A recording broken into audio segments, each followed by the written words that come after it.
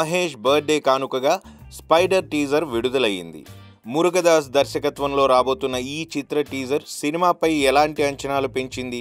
ఎన్టీఆర్ జై లవకుశ టీజర్ రేంజ్లో ప్రేక్షకుల్ని ఆకట్టుకుందా అంటే లేదనే చెప్పాలి. భయపెట్టడం మాకు తెలుసు అని మహేష్ బాబు విలన్తో చెప్పిన డైలాగ్ అంతగా పేలలేదు.